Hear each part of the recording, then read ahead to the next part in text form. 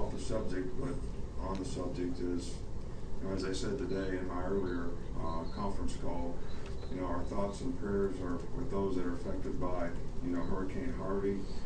We're thankful that our players' families are safe and people aren't in harm's way, even though some issues do occur with some of the families, which we won't discuss here.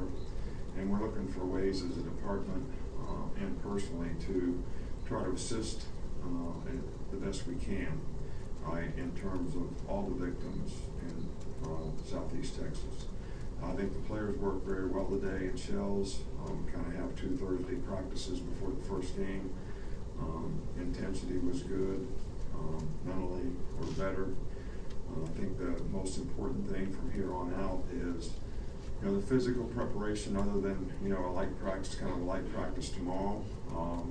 So a lot of it is about mental practice. How much mental preparation, mental practice do you get, whether it's watching film, going over things with the coaches, make sure you're well prepared to do your job, so that when you get there, you'll be able to go out there with confidence and do what you need to do to make the plays you need to make.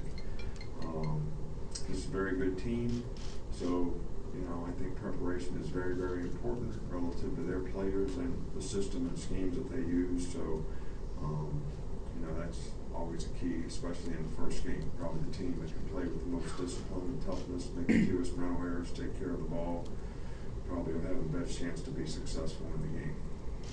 Raekwon Davis did do a little bit of stuff in practice today.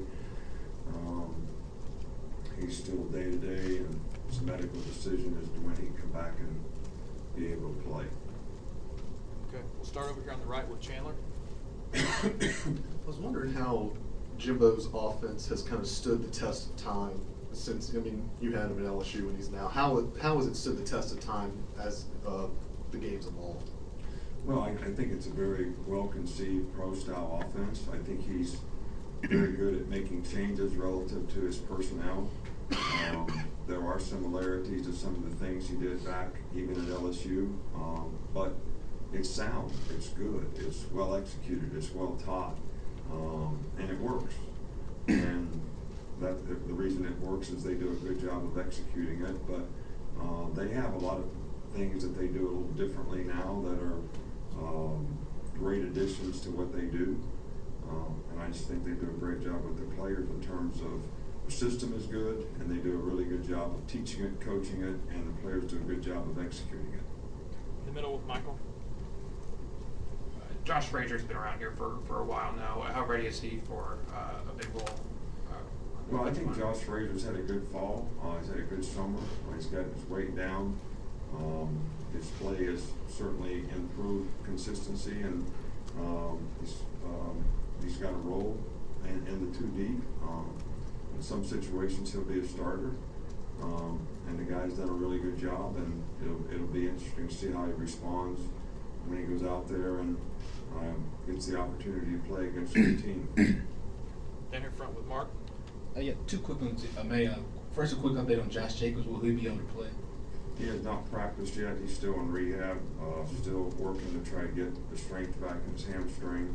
If he can't practice tomorrow, he probably won't be playing in the game. And then the second one, have you figured out what you want to do on kick return and punt return? Who are some of the guys working back there? Yeah, we have, several guys that are very capable.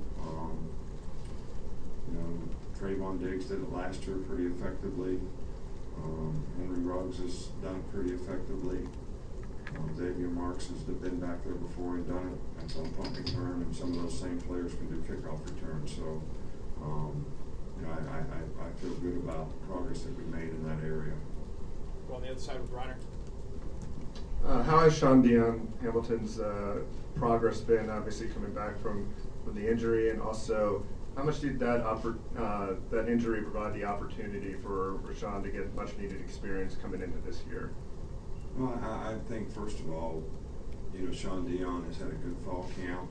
I think he's confident in his situation relative to his injury. He's played very well. He's very instinctive. He knows our system very well. So he's always been a very dependable guy out there that you can count on doing what he's supposed to do and doing it very well. I think when Rashawn got the opportunity to play in the last 2 or 3 games of the season last year after the SEC championship game, I'm sure that made him a lot more game ready relative to having confidence and knowing what it takes to prepare to play well in a game. And he played well for us when he hadn't played last year, and I think he's got a better understanding of what his role is and what he needs to do to be a leader on this team, this defensive team this year. Okay, we'll wrap things up here with Alex. I think I saw there were 10 or 11, true freshmen on your 2 deep. I guess going into a game like this, big contest, national scene, what do you kind of hope to see from them on that stage that tells you maybe they're ready for more going forward? Well, some guys will have a bigger role than others, obviously, but a lot of those guys have earned their way to be where they are, and I don't know how they'll respond. It takes a lot of maturity, I think, to be able to respond in these kind of situations. And when you have young players, it's always interesting to see how they respond. But however they do, these guys are good players that can help us. We need to help them grow and improve. This will give us a good idea of where they are, and then we'll know what we got to do to try to get them where they need to be. And that's kind of how we do it with all of our players, but especially important with young players, especially those that we feel can have a role and can contribute to our team. Thank you, Coach. All right, thank you.